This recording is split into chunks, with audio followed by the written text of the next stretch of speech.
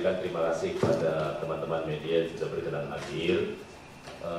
Saya ingin mengklarifikasi beberapa hal yang beberapa hari terakhir ini beredar di publik, dan menurut saya ada yang miss terhadap apa yang saya sampaikan. Yang pertama, bahwa konteks dari pernyataan saya itu adalah terkait dengan pernyataan Bapak Presiden di Kairo terkait dengan pengampunan.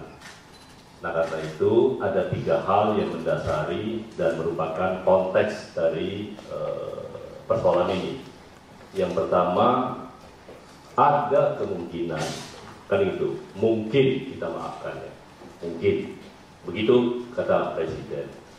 Yang kedua, bahwa di dalam pemberantasan tindak pidana korupsi, sama sekali Presiden tidak akan memberi toleransi.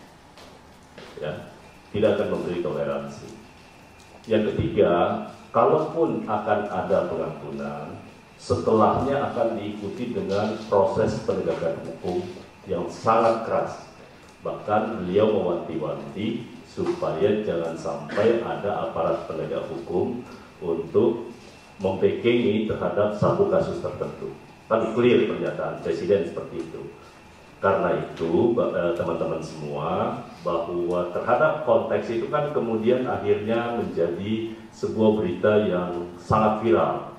Bahkan ada yang menyatakan kalau Presiden mengampuni koruptor, Presiden bisa dijerat dengan pasal 55 KUH pidana.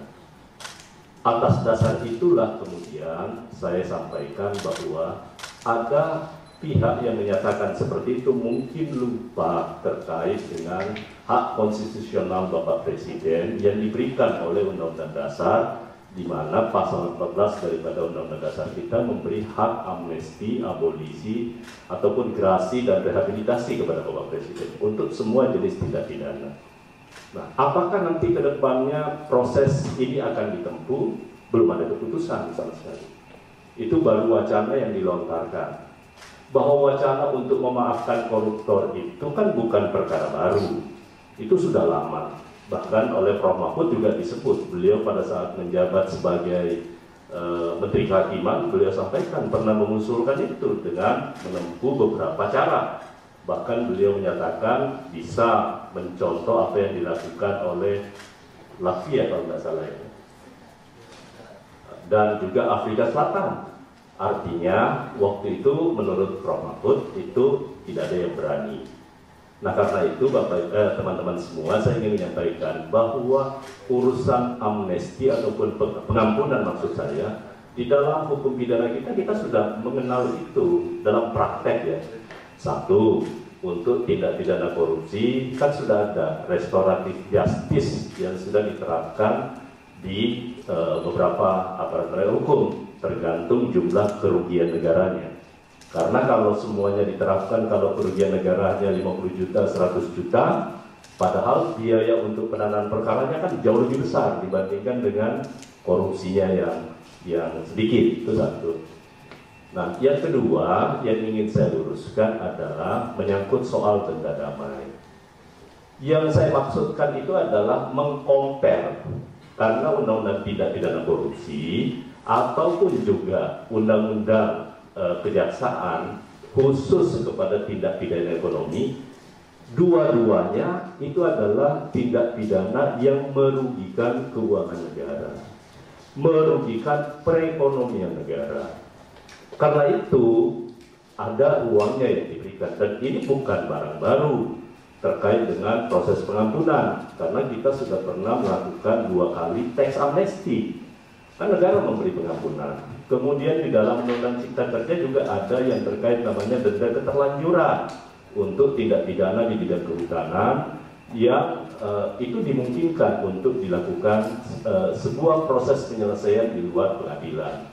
Nah, karena itu hanya compare bahwa ada aturan yang mengatur, tetapi bukan berarti Presiden akan menempuh itu, sama sekali tidak. Karena bukan domain Presiden kalau menyangkut soal denda damai tadi.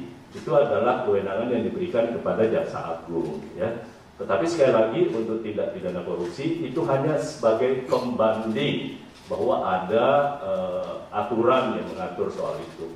Tetapi intinya teman-teman semua, bahwa keinginan kita memperbaiki Republik ini dari praktek tindak pidana korupsi kan sudah berlangsung begitu lama, sejak era reformasi.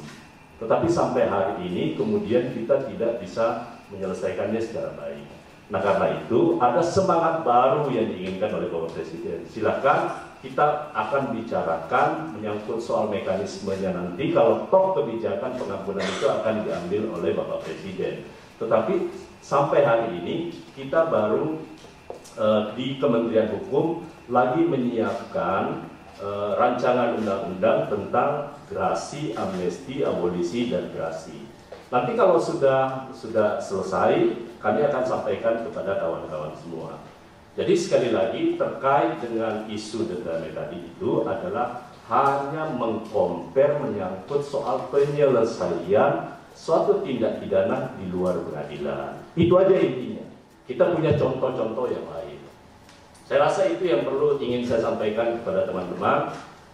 Sekali lagi, ini kalaupun nanti ada yang salah mengerti dengan apa yang saya ucapkan, ya saya menyatakan saya mohon maaf. Tetapi sekali lagi itu hanya contoh atau komparasi terhadap penyelesaian tindak pidana yang terkait dengan merugikan perekonomian negara di bidang tindak pidana ekonomi dengan tindak pidana korupsi.